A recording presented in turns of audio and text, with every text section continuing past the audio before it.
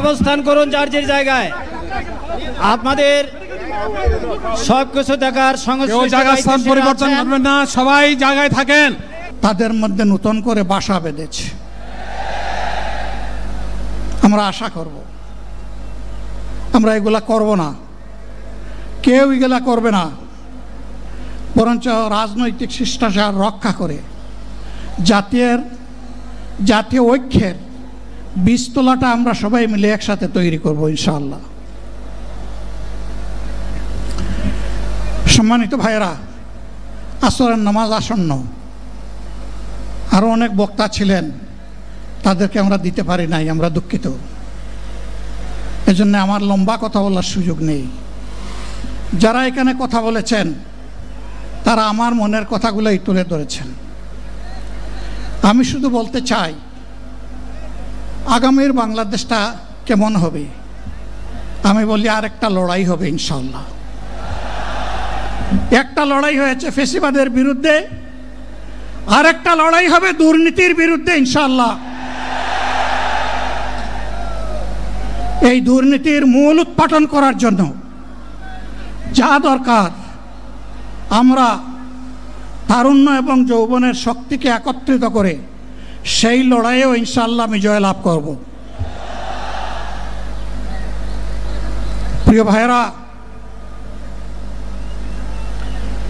জামাতে ইসলামী যে দুর্নীতিমুক্ত সমাজ গড়বে তার প্রমাণ কি?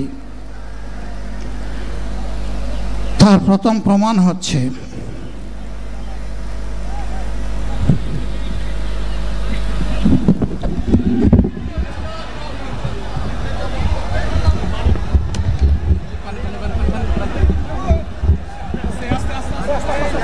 আপনারা অবস্থান করুন যার যার জায়গায়। আপনাদের সবকিছু দেখার সংস্থান পরিবর্তন করবেন না, সবাই জায়গায় থাকেন। সবাই তার নিজ নিজ জায়গায় অবস্থান গ্রহণ করেন। সবাই তার নিজ নিজ জায়গায় অবস্থান গ্রহণ করেন। আপনারা নিজ নিজ জায়গায় থাকুন, প্রয়োজনীয় দিক নির্দেশনা দেওয়া হবে। আপনাদের উত্তেজিত উদ্বেলিত হওয়ার কোনো কারণ নেই। মহান রাব্বুল আলামিনের একান্ত মেহেরবানিতে আমাদের প্রোগ্রাম আলহামদুলিল্লাহ, শুকরান, আলহামদুলিল্লাহ কাসিরান। সম্মানিত ভাইয়েরা, আপনারা সম্মানিত ভাইয়েরা, আল্লাহ রাব্বুল আলামিনের রসের মেহমানিতে এই গরমের কারণে মাহফিল মুহতারাম আমিরে জামাত অচিরেই সুস্থ হয়ে যাবেন ইনশাআল্লাহ। আমি আল্লাহ তাআলার শুকরিয়া আদায় করি, আল্লাহ তাআলার শুকরিয়া আদায় করি আবার আপনাদের সামনে দাঁড়াতে পেরেছি। আমি বলেছিলাম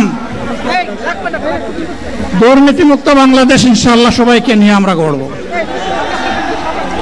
আমরা কথা দিচ্ছি, বাংলাদেশ জামাত ইসলামী যদি আল্লাহ তাআলার মেহেরবানি এবং সরকার জনগণের ভালোবাসা নিয়ে সরকার গঠন করে, তাহলে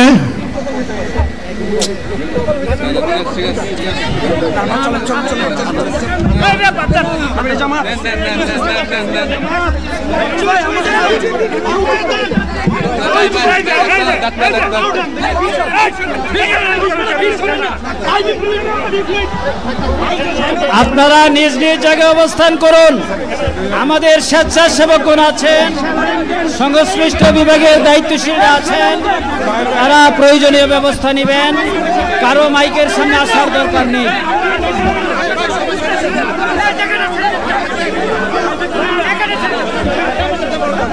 আপনারা অবস্থান করুন নিজ নিজ জায়গায়।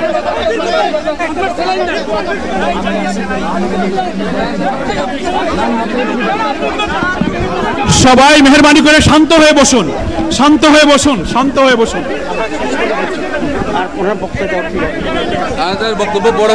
আপনারা সকলে